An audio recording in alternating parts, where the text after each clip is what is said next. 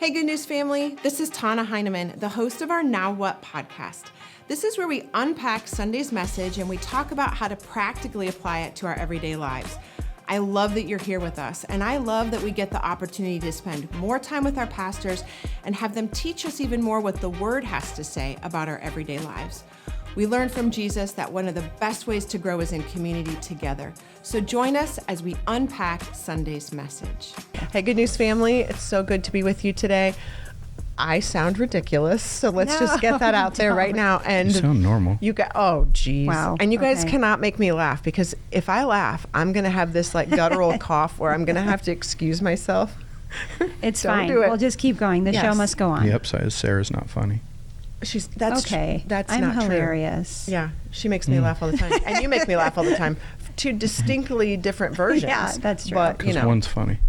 Oh Me. my gosh. Okay, welcome to Pastor Greg on Yeah. a rainy day. This is the version This of is the Pastor mood. Greg. You know, the mood, the tone. The weather is setting the vibe. For us too, actually, because it is kind of. If you notice, have your, it's August. It's August. I don't know Yes. what the date is. Yeah. I'm wearing my church sweater that I keep in my office for cold winter days because it's a cold wintry day outside. It's been raining since 8 a.m. Yeah. Mm-hmm. Yeah. Like Pastor Ethan took a bunch of the kids swimming today as their last, like, God thank you for bless him. serving in kids Yeah. ministry, like they're like young high school, older middle school kids, and it's pouring rain. Yep. But Happy the kids pool have to go back party. to school, so he's got to do it today. It's such a bummer. Okay, what have you guys been up to in the last couple weeks? I wasn't here last week. You guys do anything fun? I always have fun She's things been to gone do. all the time. Her? Here it comes. She barely works here. She works here, I promise. Did you do anything fun over the last couple weeks? Yes. What did you do? I feel like our summer has been nonstop. Yes. So started the summer with a quick trip to Florida for mostly for a Volleyball. sporting event. Yes. Excuse me. But we did get to do some fun things. And then it was like we were back for a week, and then we took the family on vacation to Utah to hike in the national parks, which was highly recommend. It was beautiful. And hot. And very hot. Hotter than I expected. Or even realized. I didn't know it got that hot there, but it is a desert, so there it is. There it is. Learned Smart. something new. And then was home for a week, and then VBS, and then my parents took most of our family to the Creation Museum and the Ark last week. I in really want to Kentucky. go there. It was amazing. It really was. Again, highly recommend. Lots of detail, lots of research. There was some artistic interpretation, and they tell you that, just kind of to give you an idea of maybe what things looked like or what the culture was. But it was really cool. It was a very quick trip, but loved it. And then I've had weddings the last 2 I was weekends. going to say, what you do, Yeah. like, last Saturday, and then last Saturday. I had, so, and this is how I'm like, okay, I've arrived, like I am getting older, because a young man that I love and I've known since the day he was born got married. I know, it's weird. It's so weird. How but is it he was that old? Her mom was there and helped save my life when I had Ethan. another, Yeah. My mom has worked in labor and delivery at Bergen for almost 35 years, and was there the day that Ethan was born, and helped resuscitate Tana. So thank you, Mom. Thanks, Billy. Yeah, she's given me so much, including my best friend. So Yeah, and now he's 22 and married. yeah, it was a beautiful day. It really, really was. It was a top 10 day in the Heineman I was home, going to say, that's how do you feel about it? Good. I wish we could do it again this Yeah. Saturday with it already all set up, and Yeah. just be able to dance and play around and Yeah. goof around and have fun. I mean, I haven't had Get anybody Greg on the get dance married. floor. Yeah, Greg, what was that about? Yeah, you weren't even out there. What do you mean? what was You it about? left before. I did. All you know. pastors and stuff, you're like, it's a I Saturday was night. like, I have to go home Don't and go worry, to bed. guys. I'll Yeah. hold down the party for us. Dance, the last one on the dance floor. Never been much of a partier.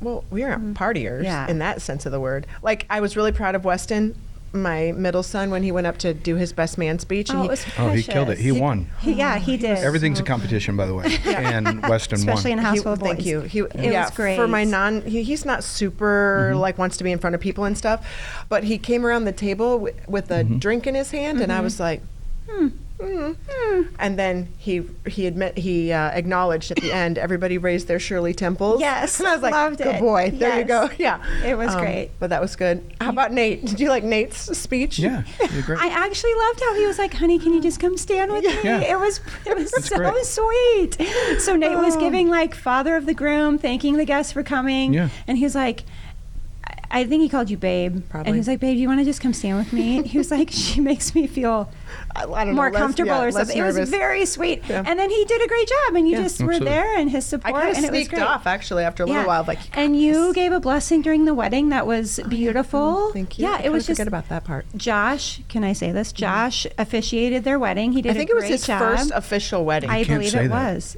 Oh, oh. quick, reel it. Take it back. Take it back, Autumn. No, you can't. It's I just over. don't know why I Can't said. just- I don't know why if I can couldn't you say this. it? I don't know. I don't know Yeah. if they wanted like that. Those. I don't know. Yeah, no, he He did. said it it's was the second wedding he's done. It was the second wedding. I think the that first one was a vow renewal and not like the full thing. So, Okay. maybe it's a little bit different. I mean, maybe not. But, and then we can't forget my baby son who's 15. Well, let me back up because now that I said baby, my oldest is my daughter who's pregnant with her 5th son. boy. Who's a bridesmaid up against all these like little college girls or whatever, and she is like beautiful and stunning and is. had her little stool so in case she felt a little woozy She or could wobbly sit. she could sit down a little bit.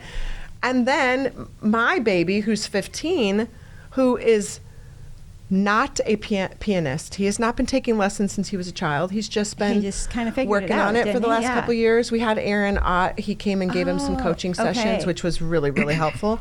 But he killed it. He did. so great. He had He to play did. for Tatum to walk down the aisle. It was beautiful. I kept going like son. This is a very You're not special just day. playing in the background like when we're seating the parents. Like it's when boom, we open the door and he actually has to play for about a minute and a half and then gets to this building point and like pause. They fling open the doors and there she is.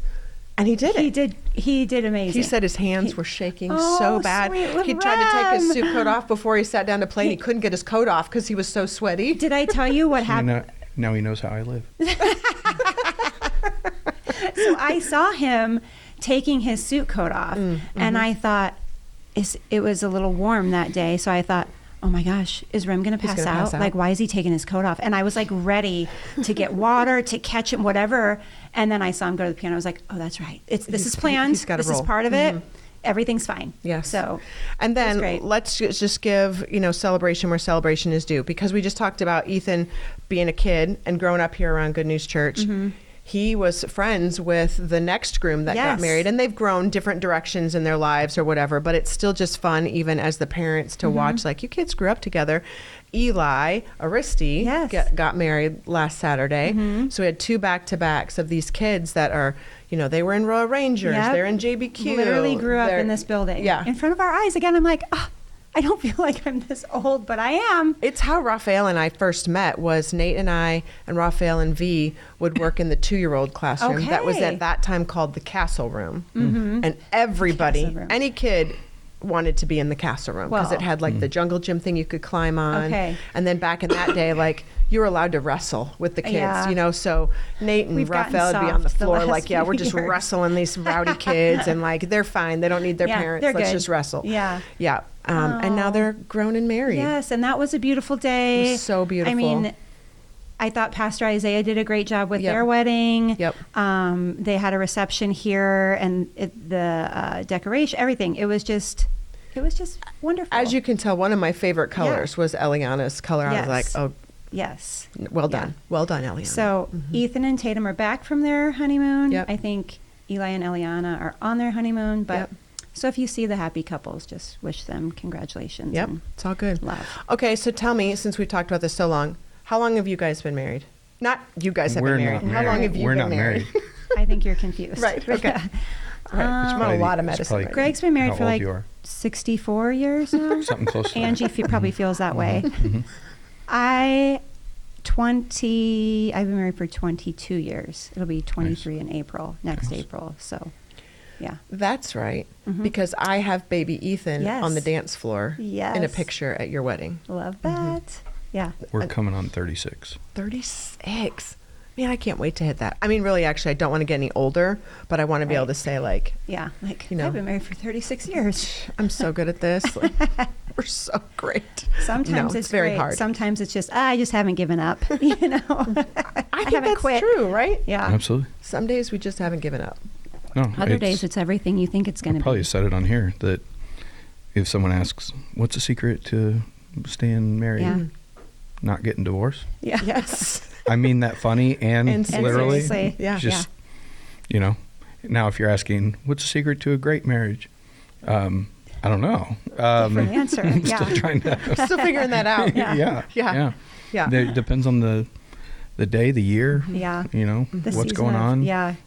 Kids Most of the time, and while you have kids, jobs. it's not about you. Mhm. So trying to figure out, are you guys even friends? Yeah, right. You know. Right. So that makes me wonder. So our kids, we got two. I forgot about that part. This summer we had our second son graduate from high school. So we got 2 down and 4 to go. So when they're out of the house, or when they, I don't know. I know like becoming an adult is a process. Like they don't just graduate and then all of a sudden they're, you know, thriving as an adult. But like sometimes I wonder. Okay, when Jake and I don't have all these things we got to go to and take care of, I mean, what are we going to do? Go to a movie? I don't know. Do people do that still? Do they still have movies? I don't know. It's definitely different. We just had that this week of where Remington had to work and Ethan and Tatum are gone. Weston's back at college. And I'm like, whoa, this is like, What do you do? this is weird. We sat on the deck and we talked for a while and we made it for about a half an hour. And then all of a sudden one of us picked up our phones. And I was Oh. like, darn it. And it was me who picked Yeah. my phone up to check something, which then gave permission for him to, and then like, Yep. So there's definitely going to need to be some practice of like retraining of what we do with our time and when we're home. And then it was like, well, do you want to watch a show? And all right. And then I literally said, is this what our future is going to be like? I don't want to just sit here and watch a show every night. Like Yeah. this doesn't seem right. But we're also still tired because we're still Yeah. like in it. So maybe we're Yeah. going to like You're not get quite through there. the tired and then it will be like, okay, let's go do something. I don't know, but it's definitely going to be And interesting. the people that do things always have advice. Well, you could do this and this and this and this. You mean the list of things that Yeah, I wouldn't do anyway? Uh-huh. Okay. Yes. So, yeah, I don't know. But, yeah, you figure it out Figure over it out. time. Yeah. I think we'll eat out a lot more. That's like our only form of entertainment. We don't really like go to movies or I don't even know go to concerts. I mean, that would be fun, but I do love not making my own food. Yeah. And I love also eating. So that combination of not making my own and getting to eat it makes me very happy. It's also a weird phase where less money is typically going out. Yeah. Yes. Like kids are expensive, Yes. Yeah. and Yes. you're further along in whatever career or thing you're doing typically. And so you're You have a making little bit- more yeah. and you're spending less, and you're like, wow, so what do we What do I do with do? this? Yeah, so What do you do with it? I don't know. we have a mattress Save we it? just shove Okay. cash in. He actually In one of those chose mason jars? full-time ministry. So there's what he did with it. There you go. And that's it. We're not insane. Right. It's that Because Angie's. we've been in ministry, so ministry for me and social Social work work. for Yes. her. So we've guys- always been, until the last few years, basically month to month. Yeah. And so I have no idea. All right, we'll I ask still you again haven't- in a couple years. Couple We'll years, be yeah. like, So, Yeah, that's tell it. us. Yeah, exactly. My youngest is only 9, and almost 10, so I Yeah. still have You have a little ways to go. But school starts next week, and you guys know I always get sad when school starts because it's like I love being with the kids, and school for me is always a reminder that they're another year older, and so it's like this beautiful bittersweet. They're great. I love the age and stage that they are, but they're not babies anymore. I don't like thinking about it because I have only 3 more first days of school in my Oh, life. yes. And You I've just have to already start been giving it to the a grandkids. parent for 32 years. So to think that, wow, all of a sudden, nobody This will is a be here topic for having another a first day of school. podcast, but maybe we should do it with like the maid whole because I feel like women would, but like when moms have dedicated so much of their lives to their kids and then their kids, which you want them to grow up and become independent adults, that's the goal. But then like, well, now what do I do? Right. Anyways, Stay tuned. We'll get to that on another podcast. We need to talk about yesterday. Let's talk about James, Yeah. right? Because Pastor Greg got lucky again. He had one verse. One verse. One verse. One verse to unpack. Yeah, but I do love where you went with it. And you don't know this, but I messaged PG after he preached on Sunday, and I said, listen, my son who just got married, he wanted to make very clear that you kicked it out of the park. You kicked it? You hit it out of the park. Excuse me. I know. I do know my sports references. You hit it out of the park. And then his wife now, and then Remington, they chimed in, oh, yeah, it was great. And then Nate's like, Pastor Greg always preaches great. I'm like, this all happened in my kitchen. And I was like, I need to let you know. You have a little group of groupies Little over fan here who are group. like, woohoo. He's the best. Yeah. And you did. You had one verse. A, you made it an entire message. And B, it was a really good message. So that's really good. Okay, James. We're in James chapter 5, the last chapter of James. And he's been telling people how to act right, you said. And it actually said, like, as you wait for the Lord's return on that verse. I hadn't noticed that phrase actually until this morning. It just clicked of like, so he's talking about, are they kind of the mindset, maybe of anybody who's grown up in the church in the last 30 years where we've been anticipating the return of the Lord any moment now? Right. Not 88 reasons why he's coming back in 1988, The that Left kind of thing. Behind I'm series pretty sure it scarred didn't me. happen. Yeah, I'm pretty sure I we're hope still not. good. Yeah. Yeah. So is it that, and they're in somewhat persecution and still not, everything's not going well. So he's just kind of reminding them, hey, we're waiting for the Lord's return and we need to be patient in that. And is he tying in together that suffering and patience? Yes.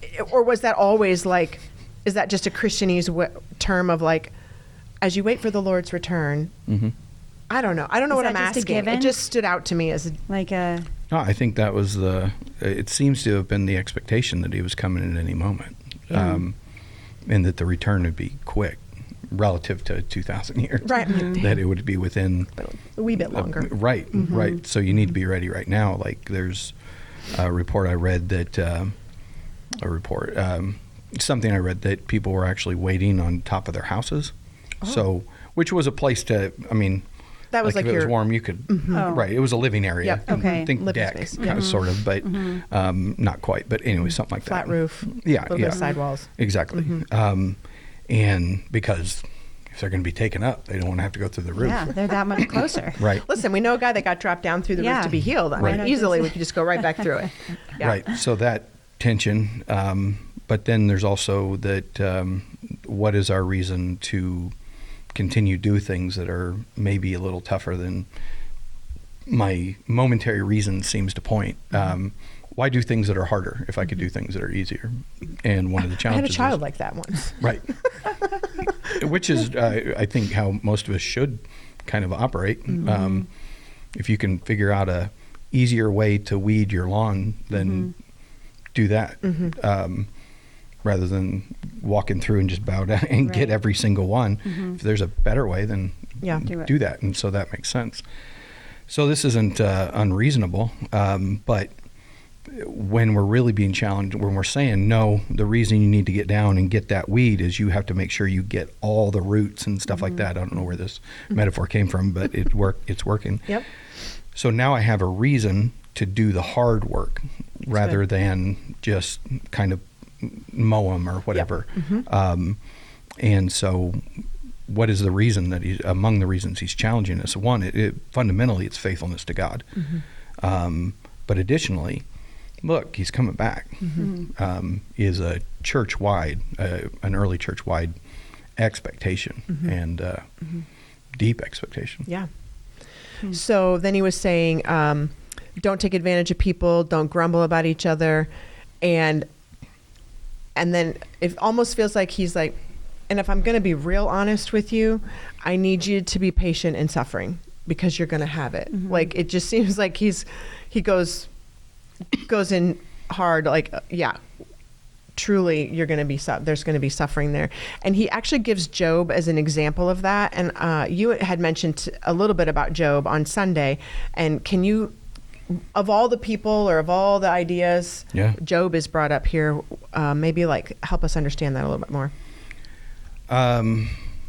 The easy one, in the way James particularly uses it, is that Job is just understood as a strong example of endurance. Yeah. Of you deal with suffering and you stay faithful and things like that. So typically you might hear a cliche of the patience of Job or something like that.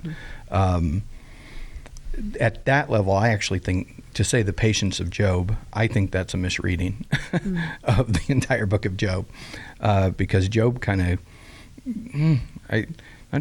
Job goes after God. That's what I was going to say. Which I'm like, I appreciate that. Was he Yeah. Because agreed. I'm like, Job was a righteous man, and he had some hard things happen to him. And we've talked about this before, but how often do Christians think, oh, I'm a believer now, so I shouldn't have to struggle. I shouldn't have to be sick. My family shouldn't have to struggle with this, that, whatever it is. But that's not what is promised to us at all. And so I appreciate how Job had very honest conversation with the Lord about how he felt when he was enduring what he had to endure. Yeah. And it may be even more, I think we're even being gentle with Job, even in that wording. And I'm basing this off of, one, what he says, but we can read what he says through kind of a lighter lens. Job has to be good because people say it was good.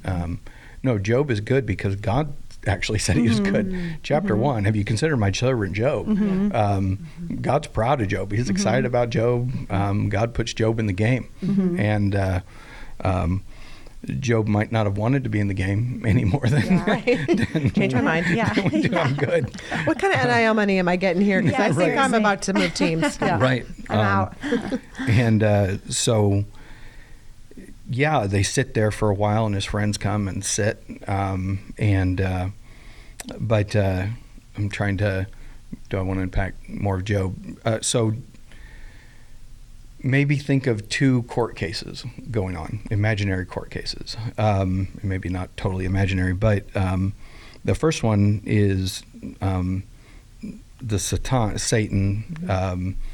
And when you're reading Satan in Job, do your best, if possible, to not take your picture of what we currently kind of talk about with the devil and things like that. The word is the Satan or the Satan, and it just simply is a title, not a name. It's the accuser, basically the one who has a problem with everything, and they're going to cause a problem. Other examples of a Satan were, so Balaam is riding his donkey, and an angel shows up in between them. The angel is a Satan, an adversary. He's putting a block in the way. Okay. And so this is what we're talking about. So more interesting things, and Bible Project does a good job of kind of at least opening up the conversation in a way that maybe helps get it. But there's something that you can call a counsel of God and things like that. And so maybe you read Dr. Michael Heiser, Heiser. I have a book, but I haven't read it yet. So I typically lean away from the stuff because I'm like, there's not enough data to really draw conclusions. And so what we have, though, is God sitting and people coming to him as if he's holding court like a king, and his subjects are coming to him. And in this, hey, what have you been doing? Well, I've been wandering around, doing whatever. Have you considered my servant Job? To our modern reading eyes, we go, well, this is super weird. It is weird. But we also we just add a bunch of things. Just let the story be the story, and you maybe figure things out later on, but you probably won't. Just let it be. We don't know what's going on here. We simply have this information. And so, and in response to God saying, have you considered my servant Job? He's righteous. He's the guy. The Satan says, well, it's because you blessed him.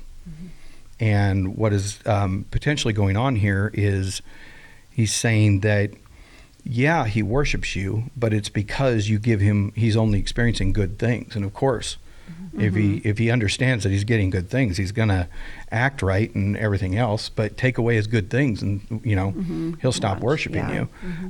So justice is being called out here, and the way things function And so it's a much deeper kind of, a much more significant challenge that is going on here. Is God's way of operating good? Is it correct? And so the Satan starts pushing against that. And so we see this, and then so the first kind of stage of things, and then it happens, and Job doesn't reject God. The second stage happens, and at this point, kids are dead. He's lost all his wealth. He's now, his physical body, I think a third time, is now being attacked, and then his wife even comes and says, reject God and die. Ouch. Right. So Literally, just reject Wonder how long God they and stayed die. married. yeah. And so hopefully this is all worth the build-up. I love the book of Job. It's super interesting, or the story and how it all functions. And so then we have Job alone, and 4 friends come, and they just sit with him in grief, which awesome.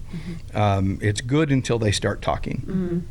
And they actually start, if you analyze it, they start voicing the opinions of that aren't godly, but they seem godly.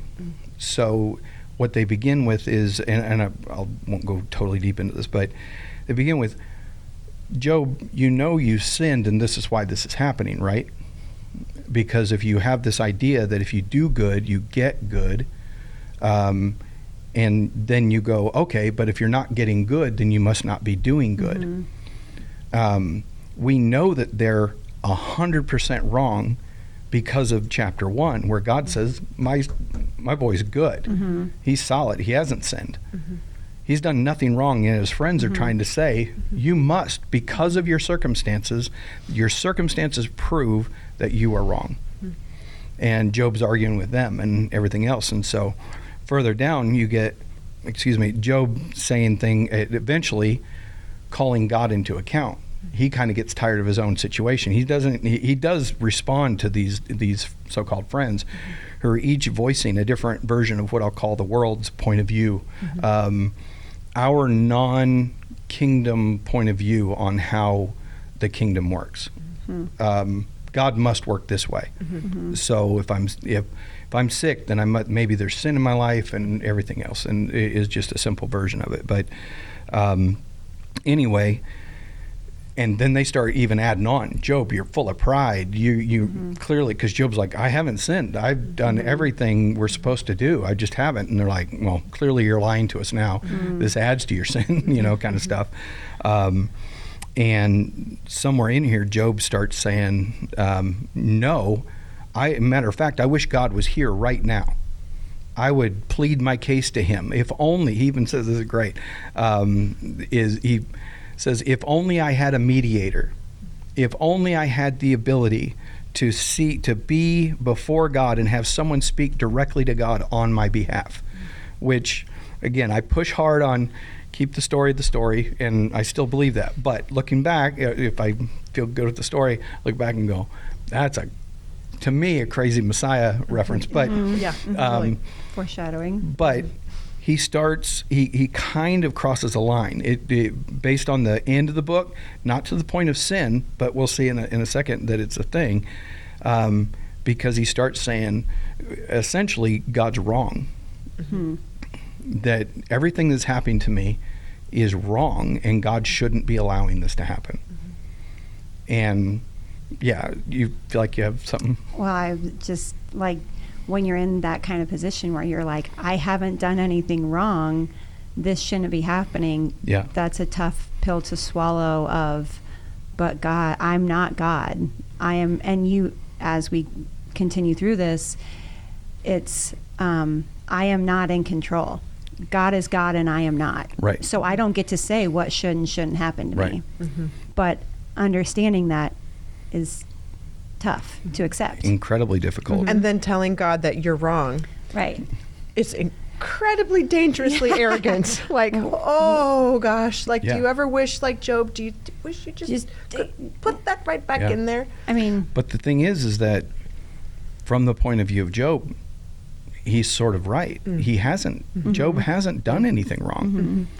The whole point of view is off, and this is what God eventually responds to. And so Job is kind of getting a little more, chest out and everything else. And if we're honest, it's hard to fault him. I mean, if anyone's gone through anything hard, then at some point you've gone, why is this happening? Well, because in our humanity, the feelings, the emotions, you're like, I'm trying to live right. I'm trying to be the right. I'm trying to act right.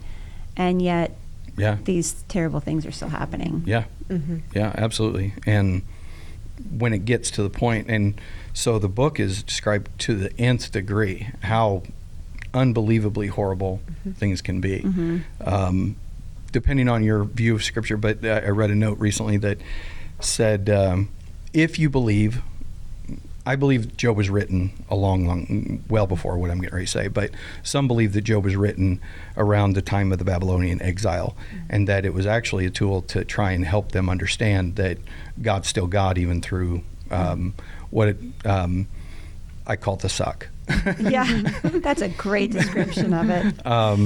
And it's easy to even talk about the suck when you're not in it. And I'm not currently in it, so it's a different, I could smile and be a little giggle, lighter about it. because you're like, But these things that we were talking about hold true in it too, and that's some of what I tried to, what I try to convey through the emotion when I'm speaking. But I try to use humor to kind of open up the ability to be a little more vulnerable, and then bring it in now that you've kind of said, oh, I'm safe. And then I go, you're still safe, but let's talk about real feelings. And I think this is where Job is, but he's getting a little bit ahead of himself, it seems, based on the response. So all this culminates in God showing up. Part. yeah. I Right? love this part. And so I won't, it's Don't 4 read it all. chapters, so I Yeah. won't, but little things like, then the Lord answered Job from the whirlwind, who is this that questions my wisdom with such ignorant words? Brace yourself like a man, because I have some questions for you, and you must answer them.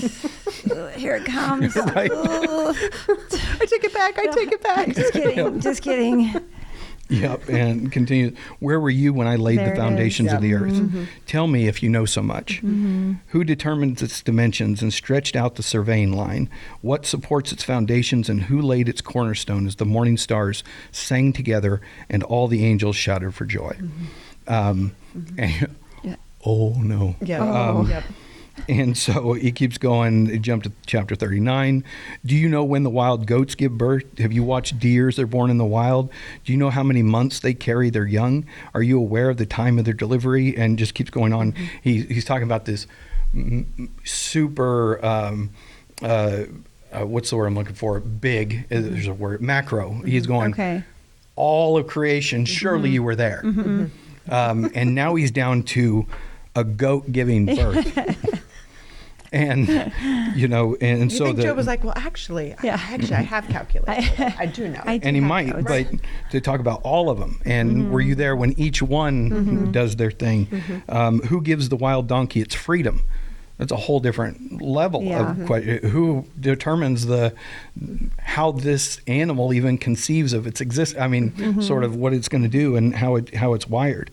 And then chapter 40, then the Lord said to Job, do you still want to argue with the Almighty? You are God's critic, but do you have the answers? And at this point, Job kind of jumps in real quick and says, I am nothing. How could I ever find the answers? I will cover my mouth with my hand. I have said too much already. I have nothing more to say. Then the Lord answered the Job in the whirlwind again. Brace yourself like a man, because I have some questions for you. And you must answer them. This is great. Will you discredit my justice and condemn me just to prove you are right? Are you as strong as God? Can you thunder with a voice like his? And so I think you forgot who it is. I get it. And I hear you saying, but we're gonna lock this down. You're gonna remember. Check your attitude conversation between right like a father and a teenager. Yes, that's what I'm like. I'm Yes. like, oh, I think I've said some of these things to my kids. A gentle but firm. You need to check yourself. Yeah. Right. Absolutely. I have stories for all of my boys that they each challenged their mom, actually. And we clarified that pretty quickly. Real quick, yeah. And then at one point, and I have stories for all of it, but one was he had decided he was going to challenge me. And I'm not a tall guy, but whatever. None of us are. But my son at that point, he's like 5'10", so he's 5 inches taller than me. But I basically walk him back to the wall. And I say, you ever speak to me that way again, we're going to go. That's how God was speaking to Job. Challenge accepted, my friend. Challenge accepted. You've forgotten the whole makeup here. Yeah. I'm willing to argue with you. I'm willing, but there are limits. And this is kind of it's a silly version of this. And so I'm not saying, anyway, let's let God's conversation be uniquely God's conversation. But this is a big deal that's going on. And he continues at chapter 41. Can you catch a Leviathan with a hook? So now we're talking about almost mythical creature. I mean, something that they just kind of think is out there, but something that's untamable. And catch it with a hook and put a noose around its jaw. Basically, can you, as if it's this giant sea monster, can you grab it like it's a stallion and tame it and ride it? And it just submits to you. And so it becomes just a huge thing. Will it beg for mercy or implore you for pity? And God, again, let's get clear. And so then verse 42, or chapter 42, verse 1, which is the thing that I had cut this out because I knew I was going to go a little long yesterday. But this is Job replied to the Lord, I know that you can do anything and no one can stop you. You asked, who is this that questions my wisdom with such ignorance? It is I. And I was talking about things, I knew nothing about. Things too wonderful for me. You said, listen, and I will speak. I have some questions for you, and you must answer them. I had only heard about you before, but now I have seen you with my own eyes. I take back everything I said, and I sit in dust and ashes to show my repentance. This is, and then immediately after that, after the Lord has finished speaking to Job, he corrects his friends who all, if we were having a church conversation, we go, oh, they're telling the right thing. And he goes hard after these guys. The only way they survive is Job prays for them. So whatever it is they said, they represented something that was anti-God, and severely anti-God. While whatever Job did, it was enough for God to confront him, but he still hasn't sinned in the sense that we sort of think of sin. He isn't rejected by God. He's still righteous. He's still God's boy. He just needed to understand some things. But the buildup and the reason why Job was struggling with it all makes unbelievable sense. I mean, none of us have been through that level of hard. Even if we've been through hard, it doesn't. Because hard is relative. We each experience pain in different ways and grief and so many different things. But how we respond to that pressure, a whole series in James is called Under Pressure, and how we respond and whether or not we will continue to trust God, whether and to what degree. And if we have somebody like Job that James is pointing out, which is back to your actual question 30 minutes ago. Literally, I think it was a half hour ago. It's fine, guys. Why does James mention him? I think very simply because Job is an example of endurance. Even more built out is because Job learned a lesson about that there are things about God that there's literally no way for us to understand. The way I think this is my version of explaining Job and God's response is it's confrontational, it's often sarcastic, but I also think it's compassionate. it's not blow you up because you had questions. It's remember who we are, our places, and if I was capable of telling you, I would. But, and I'm not trying to demean Job in any way, but I think this is us too.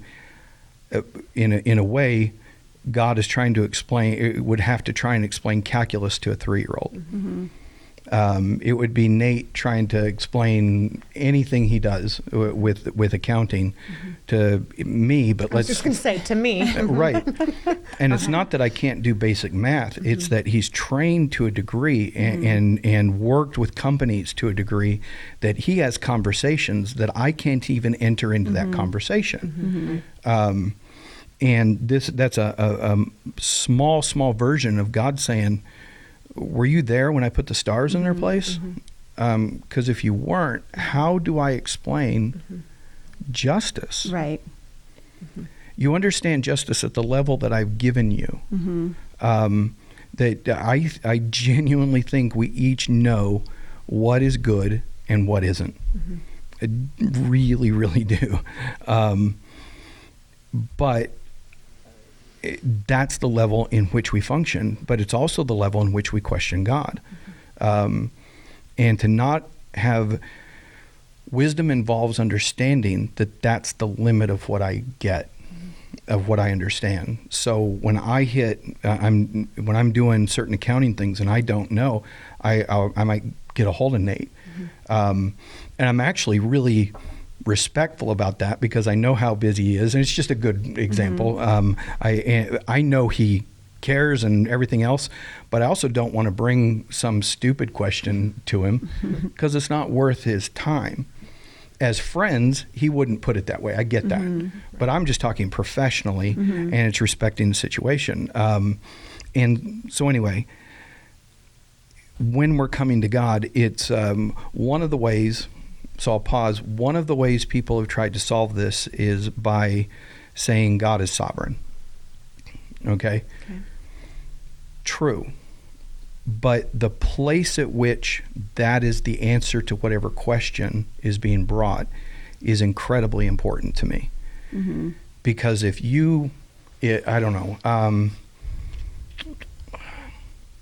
I don't want to bring up, I'll use my example rather because no one should be offended by my own example. So my mom passed away when I was 11. And the build up to that was I actually went into foster care because she couldn't take care of me, and much more fun story. It's not. But things were weird and I was very young. I was 11 when she passed away and 7 when I went into foster care, and I was still able to see her. And so I've had a lifelong kind of interest in what philosophically is called the problem of evil. Why is there evil if God's good? And one of the things that could happen if I go, well, why did my mom die? One of the possible answers would be, well, God's sovereign, you just have to trust him. And in me, and I mean this sincerely, I'm going to do everything I can to never have a conversation with you because I can't trust you. You either don't understand pain or you don't care about me. Whatever it is, and there's probably other options there, I'm not even interested in exploring it.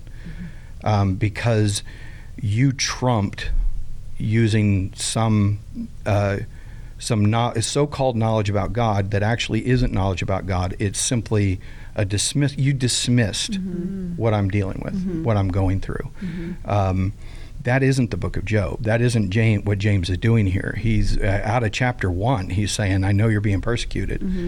We can hang. We can do this. Is God sovereign? Yes. But it's a conclusion we come to as we go through.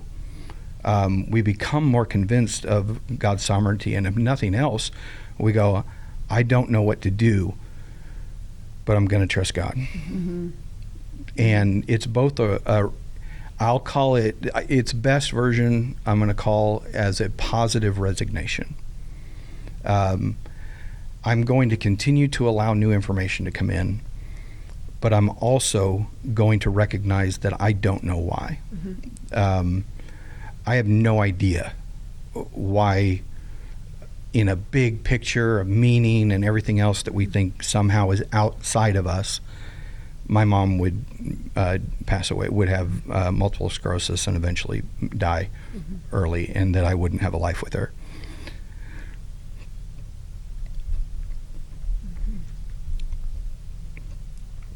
But to dismiss that from me, that even at almost 55, I still feel that. And I can be honest that I still don't know why. But I can also go, God is God, and in that, I start finding meaning. Not so much, for me, in that she died, but who can I be as I respond to this? Is this going to be something that destroys me or something that creates me? And that very question itself also isn't something, if you go through something horrific, I don't go, well, this can make you stronger. That is true. But the timing of when I bring that to you is so important. It says whether or not I'm sitting with you and going through it. And this is some of what Job's friends broke. Yeah, I was going to say. They're sitting with him, but then basically attacked him. And this is not this isn't the way to function. Your theology, your so-called theology, can be book smart maybe, and emotionally, relationally, utterly ignorant. And when we see God showing up and talking to Job, it's very, very involved. It's clarifying the situation in the situation, and definitely brings a deliverance. And so, but without any of this understanding, we can have a question at the end of the book of Job where everything's returned to him. He has more kids, he gets rich, and everything else. So that makes it okay? Right. No, no, that's also not the point.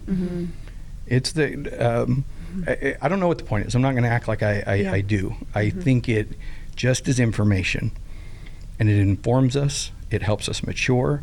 It helps us know that others are experiencing similar things to what we're experiencing. We're not alone. God is aware. And sometimes we're delivered and removed from it, and sometimes we're not. God is still God. And I'm a 3-year-old, and he's doing advanced statistics, advanced calculus. And if I could understand, I think he would show it to us. And I'm thrilled that to the degree that I can understand, I feel like I'm continuing. I say beginning to understand, continuing to understand, but I feels like I'm beginning. And I think it will always feel like the beginning. I think that goes back to the more anybody learns or knows about God, the more you realize, I don't know anything. There's so much more that I have no concept of. Pausing and reading through like a really Cliff's Notes version of Job right there is making me even, like, my job here is to transition us to verse 12. So, but the whole time that you've been talking, well, this last several minutes you've been talking, I've been thinking, but above all, like, I don't know what is going to happen in any given situation. I don't know what God's sovereignty is going to allow in any given situation.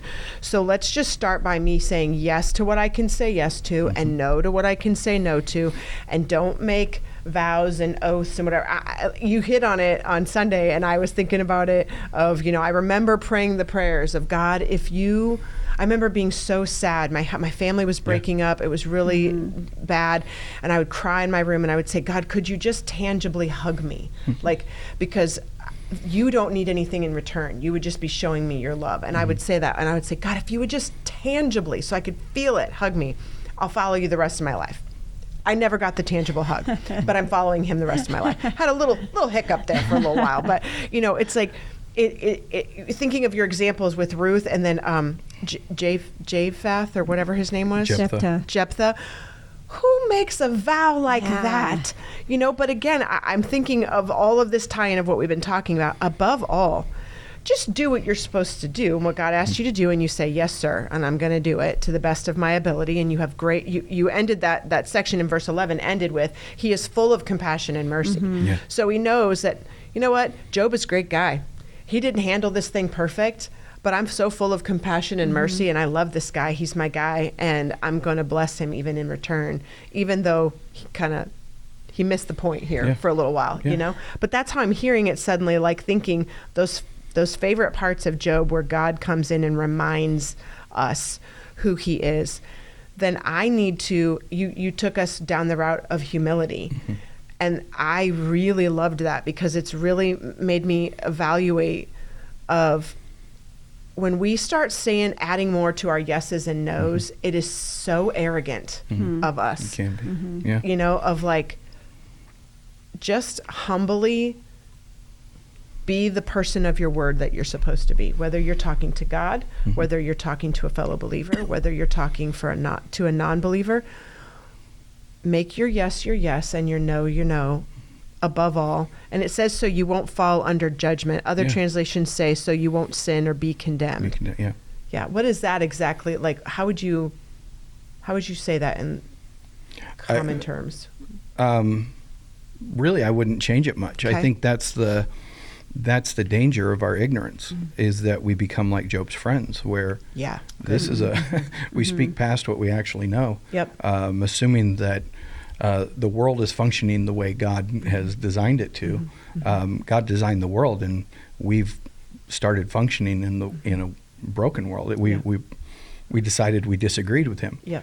I just got a question on email about something about original sin, and my opinion is the original sin wasn't just the act, but it was I'm going to more fundamental in that God said yes, and I'm going to say no, or God said no, which he did, and I go, I'm going to do what I want.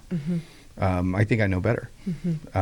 So much of it. And this is where we fall under, we create a situation where we do fall under that. It's the only possible thing that can happen. If I'm going to say God isn't God and I am, what else is left to us?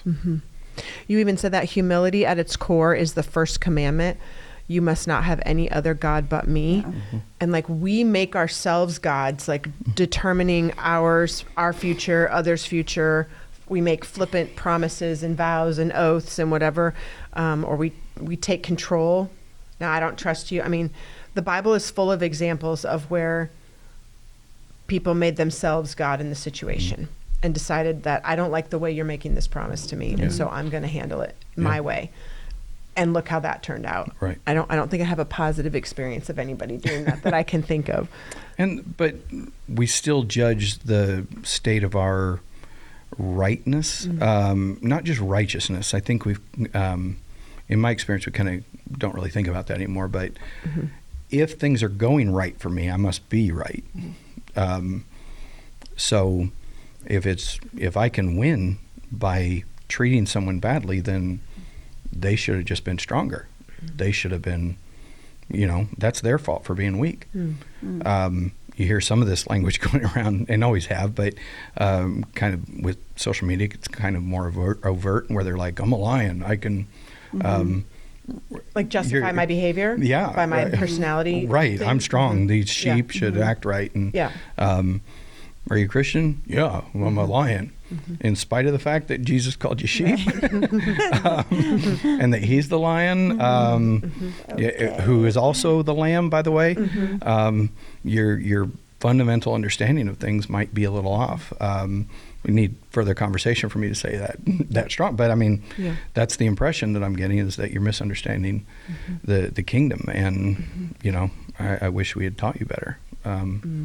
So I don't want to just blame people for certain points of view. As pastors and teachers and stuff across the board, I think we've taught theology that have created this point of view, these points of view. Yeah, bad theology creates bad thoughts, and bad thoughts create bad identities, and it's like, that example where you're like, if you're measuring and you get 1 degree off in the wrong direction, but then you continue going that 1 degree, well, then you start here and you're going this way, but then the 1 degree and you end up over here, and that's a lot of unlearning. I think that's too why also now you have this movement of like deconstructing faith. That's people my age, a little bit younger, but it's that whole mindset of.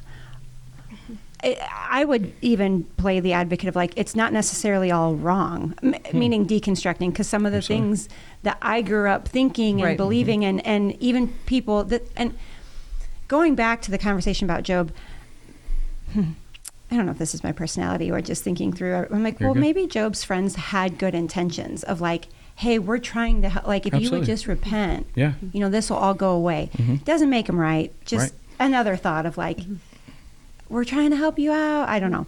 I think their intention probably was right. Don't you think? So how many times? Sure, but if you're going to use the strategy of Satan to in your good intentions, your point of view is the strategy of Satan, then I mean they are arguing. That just sounded really harsh.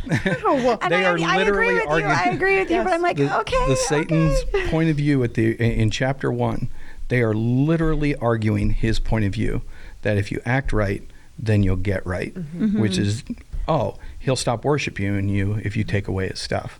Okay. And, and so how many times have I done things that I thought I had good intentions with, and they weren't, or that, they were, I don't want to say I was siding with Satan, but anyways, I forgot even what I was saying before that because I've lost all brain cells, but just the fact that people now are starting to try to unlearn things that are not true. Absolutely. And I feel like I've been deconstructing since I was probably born.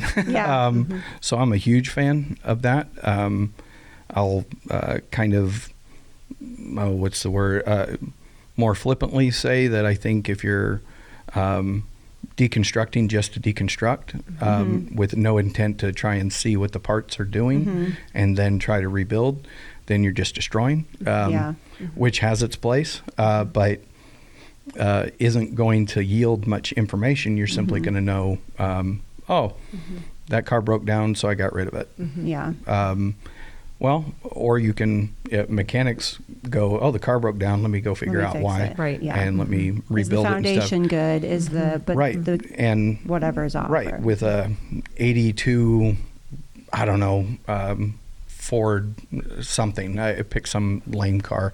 Pinto? A Pinto, I don't know if that was made by 79 Pinto or whatever. I don't even know no, when you said 82, that got my attention because year I was born. Whatever, it's a great year. Whatever car would be cruddy back then. I don't know anything about cars, but as opposed to you've got a 69 Camaro, assuming there is, it was made then. But so the car, then the value of the car and the value of the thing to the person would justify the reason to go in and do it. Sure. If you're just going to throw it away or get rid of it, it simply means that if my car were to just, if 20 years from now I'm still driving the same car and I decide, it's costing too much to keep fixing, I like my car, but it's not enough for me to keep putting into it. Give me, if I was a car person and had a real kind of, what's the word I'm looking for? A real special car, a valuable, then I'm going to do the work to restore it and keep it because it's valuable to me. And some of the deconstruction begins with no value for it. And so if we're just going to deconstruct, then that's all you're doing, just throw it away. You don't need to deconstruct it. You don't need to criticize everybody. Unless that's your form of deconstruction, which is not helpful. You're just wasting your time. Just use sense and throw it away and move on. If you don't want to be a follower, don't be a follower. I'm being a little too flippant about that, but my point is that if we go, no, I think there's something here. I think my experience has been really negative, or I'm coming to conclusions in which the church is abusing people, or being the oppressor, or the history of the church is this. Our response as a church to me isn't, no, that's not true. No, in many cases it is. Yeah. And it's worth deconstructing how we got to that. What are the elements and stuff? And can that bring any information to right now on how we deal with people? And so now we go, or there's people who go, this is all woke and we're being too soft and things like that. Possibly, but then do the work and tell us how to get to a place. What is the kingdom supposed to look like? How are we not representing it? And do the work to actually bring us along then. If you're an instructor of the lost, then instruct me. Do it. And we'll be better off for it. Can I look at these? Yeah, because There I was don't know where to something- go. And we're I know like we're like running out of time. I think that one of the things that stuck out to me yesterday was when you used the example of jumping out of an airplane, and some of the things you said that that there's a humility there because. And I didn't know this. I thought you, excuse me, I thought when you hit the ground, you just like ran. Like I don't know why I thought that. No, absolutely. Yeah, that It's because Tom skydiving. Cruise does it in Mission Impossible. That's and he probably comes down what and then it's just like goes Yeah, In I thought you just- skydiving, with his it's a splash different hands. form of jumping. Skydiving, Okay. you would because you're actually, it's more of a controlled descent. In skydiving? In Or- skydiving. Okay, Yeah. You're okay. coming, the chute is constructed to where you can actually slow yourself down. Which then is like jumping off something low because you're able to control it enough that you're able to anticipate where the ground is and things like that. Especially if you're skilled at it. A newbie, would guess they're going to face plant. Probably the first few times. It'd be me too. I've never skydived. So, but for military jumping, It's different. it's necessarily different. You're jumping much lower. Much lower. Okay. So in jump school it was 1,200 feet, and I'm pretty sure skydiving is like 10,000 or above, Okay. or whatever. I don't know. I heard I've you never say done it. 1,200 on Sunday, and I was like, I think he just misspoke. He certainly doesn't No. jump out of the plane at 1,200. Yes, 1,200. Plane is way and down then in division, still training, but not in jump school. So in jump school, they're trying to. Do you even have enough time to open the parachute? No, you're attached to the plane. I'll explain in a second. Okay. So Are you like zip Zip lining? lining? Are you like zip lining out of the plane onto the ground? no, but there is a Close. line. Gosh. So it's called Okay. static line. But Hurry up. I'll talk about We've been that. going so long, people are going to stop listening, but now I want to They hear won't. this. Okay. So in division, we jump 800, and then in combat, you would jump 500. Here's the reason. Is often people on the ground are shooting at you, and you don't want to just kind of hang there. Hi guys. Okay. So Okay, that makes sense. so So I'm thinking like put a football field on, and I know that's 300 literally how feet. I thought of it. I was like, And he just 300 said- yard. no, no, 300 you're right. feet. So it's like slightly jumping out of an airplane. Yeah. A little bit taller than a football field. Yes. so I can tell you that There's not enough It's time. almost- planes almost also have to slow down. So they're slowing down to where it feels like they're almost not flying. Yeah. I mean, you're still Like, are you- and so the plane is like because it's going so slow, Gosh. and it's so low. I'm starting to sweat just thinking about right. it. I'm like, I would fail. I Whose would probably idea was die. this? I'm like, I got to take my church sweater off. So in the plane, they stand you up, and for us, normally we have my unit had a ton of gear. My ruck was 100 pounds plus. My backpack. My ruck is 10 pounds on a good day. I Got don't me even shins have once, one. but I had 10-pound ruck. And understand, at this point I in was saying, life, didn't you only weigh like 150 pounds? I at weighed the about time? 165, 170. Oh my gosh. Yeah. Gosh. And so I can yeah. see Greg like falling over. Seriously. No wonder No, he I'm- said that don't Oh, yeah. when he went out. We were, and that one, my ruck was probably 120. We were jumping into the field to go do training and stuff. So basically, you have to take the way we did things. We took everything that we would need for 2 weeks because we're my gosh. not going to have contact with. So you got food and water and everything else, and so that was the one. And the winds were going crazy. So for that particular jump, we ended up calling it the place we were jumping was called Rhine-Luzon, and it was named after a place in France that they jumped during World War II. Okay. And so we're in North Carolina at this point, and we called it the Rhine-Luzon death jump after this. Well, yeah. And no one died, but we had a bunch of injuries happen on this one. Smokes.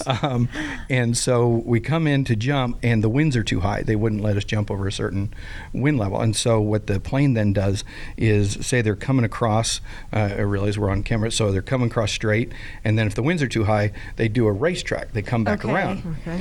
And so they came back around the second time, winds are too high, and they came back around the third time. So our group had been standing up. Again, we're all carrying full field pack, and grown men, they're not crying, but They're close. tears are rolling down because it's so painful. The straps you have they're not padded or anything like that. So you've got your ruck, you've got your whole parachute, your reserve, plus you have a weapon attached to you and everything else. A rifle, for us. That's a weapon. What do you think it was going to be, like a baseball bat or something? Like a blade? I don't know. Come here, I'm going to get you. Guys, I was not made for military we had those too, service, but so thank you. and so we're standing through this whole thing while the plane's doing this and everything else, and we're hooked up. So through the plane is what's called a static line, and it's basically, if you say zip line, it's that. So a really tight metal cable that's run through that, and we would have lines from our chute that then we would clip to the static I've seen line. that in a movie. Okay. Yes, same. Yep. And Not so in real we're life. hooked up, and you're supposed to, I'm getting into too much detail, but you're supposed to hold on to it in a certain way, and so your arm doesn't get tangled in there, because if your arm got tangled in that as you jumped out, it would lose it, wouldn't you? basically rip your the skin off your arm, and then you could be hanging outside the plane Yeah. as it's going. So you don't want that. Right. And so on this one, that's where we finally get to go, and the wind, and my lieutenant had broken his ankle or foot or something like that, and he was on the ground and saw us jump, and he goes, it was super windy, and then as soon as you came around for the third racetrack, the wind died, but as soon as the first person went out, the winds kicked back up again. Oh, no. And Jeez. so we're everywhere, and we had guys break their backs, break tailbones. Goodness. So, and that's the one where the plane bucked, I think. I don't know. I just Well, know. if it's windy, I there's remember turbulence, right? coming to turn as I went out the door. I went out to the left because people are going out of both sides of the plane. And I hit one side of the door, bounced to the other, and just kind of fell out. And there's never, they say jump out. You're never jumping out. If you are, then you're not carrying any weight. And most of the videos you see, they're not carrying any weight, which is fine, whatever. I don't respect it, but anyway, that's a joke. But anyway, I landed on that one, and it was actually my least painful landing, where I landed on the balls of my feet, and the wind hit my chute right at that moment, and so shot me forward, and I landed. So I'm holding my reserve like this, and it shot me forward, and I landed face first, but like on my helmet, and then I'm skidding along the ground like a rock skipping across and the so lake. It was like getting hit in football, but one that's really solid. So where it doesn't hurt, but you're like, oh, that was a good solid hit, something like that. And two guys run over to me, "Are you okay?" And I'm like, that was awesome. That was so great. So not injured at all. A little bit of blood from my glasses and stuff. But anyway, so that was that. I don't remember the goal of this particular story. Well, I was asking because I was fascinated by that example. Never done it. Probably won't. Let's just be real. But you said there's a humility in that because they can teach you all the things, but you've never done it. Right. So you talked about how you have to trust the community of people, but there was also the hardest thing was that to obey meant you had to ignore how you felt. Absolutely. Because you were going to hit no matter what. The ground you were going to hit the ground. So how were you going to lean into your training and trust what you've been taught? Absolutely. Even him saying like how you had to hold on to the like carabiner or the hook or whatever up there. And I can picture some guy thinking he knows everything, I'm like, it doesn't really matter. Yeah, I don't and need then, that. and then you've now stripped all your skin off and you're hanging outside the plane. Like they're telling you that they're teaching you how to survive. You listen to the people teaching you how to survive. And thinking about even spiritually, it's like you listen to the people trying to teach you how to survive. And that's your win. Absolutely. Yeah. I just love that example. Yeah. And I like how you brought in the piece of humility, because so often I will think of humility as like, oh, there's like a meekness or a grace, or just like, oh, they never want to draw attention, but it's more like, oh no, I don't know what I'm doing. I tell myself this all the time. I am not the boss. And so trusting that someone else, God, is. Yeah, and I'd say to the degree that if I were to go skydiving right now, I don't know how to skydive. I've never done it. So interesting. My They don't cross confidence over. is that I will go out the plane. Yeah. Because I have done that. Okay. Yeah. See, I don't even have that. I don't have any question about that, but I know nothing else. So past that, everything else I need to pay attention to the instructor. And every time we jumped, we went through basically a 30-minute version of jump school again, where you went through every single step, Every piece so of that it. you've done it a bunch, you know single thing, but you still go through it every single time. Yeah. What's a really simple, concise takeaway for, this one verse, James 5:12? Now we can kind of remember that in our head and go look it up. Above all, the basic, let your yes be yes, your no be no. What's a concise takeaway for somebody who's processing this message? I think Pastor Raphael is actually going to really help this coming week when it's talking about it. James continues about prayer. Is any of you sick? Bring the elders. Pray for these different things. And so it'll be kind of a bringing out where I ended, which was, what should you do? Yeah, you Pray. said pray, sincere and genuine prayers, honest prayers. And simple, and calm down as much as you can, and just, God is God, and He's for us. And when I say that's the fundamental thing, that's the thing I can rely on. There's so much I don't understand. I even talked about it today.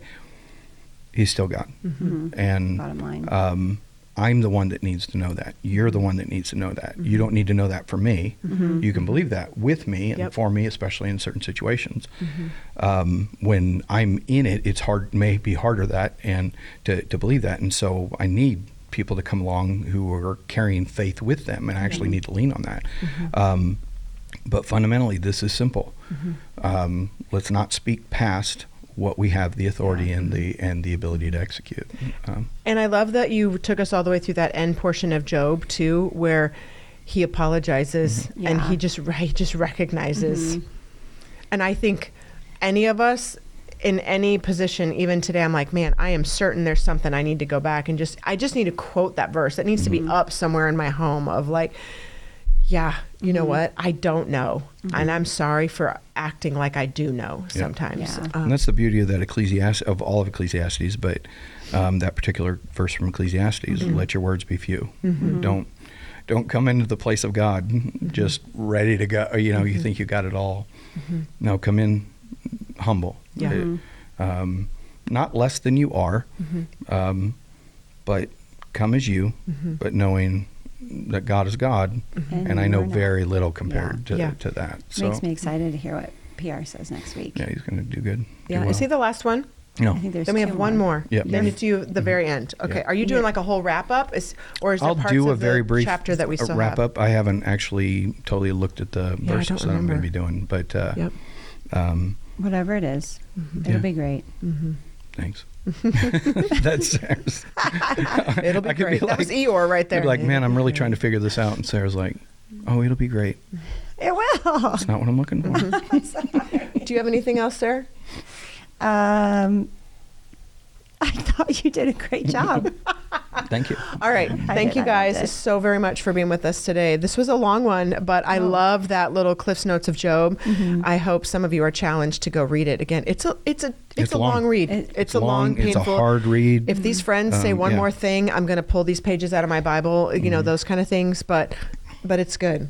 Yeah, I was just gonna say I want to believe the best in the friends, that they had good intentions to help Joe, but I think another podcast. They were his friends. I think they were trying. They just were bringing in The wrong thing. They said the wrong thing. what we now will call the kingdom, a non-kingdom point of view into a kingdom conversation. Which at any moment, any of us can be guilty of when absolutely. we are trying to bring counsel to anybody or whatever, and we think we know, and like, Yeah, we think we know. We have Well, we're no not God. idea what we know and don't know, and we just have to be really, really careful. Really careful. Yep. All right. Have a great week, guys. We will chat again next time. So yeah. Bye. Thanks again for joining us today. We would love for you to tell others about the podcast. Make sure you subscribe to it too, because this will help others find out about it. If you missed it before, we love to hear from you. So if you have any stories to tell about how the message impacted you, or maybe you have a question or comment, make sure you email us at podcast@goodnews.church. Y'all, this is my favorite day of the week. So go give away what you just learned, and we'll chat again next time.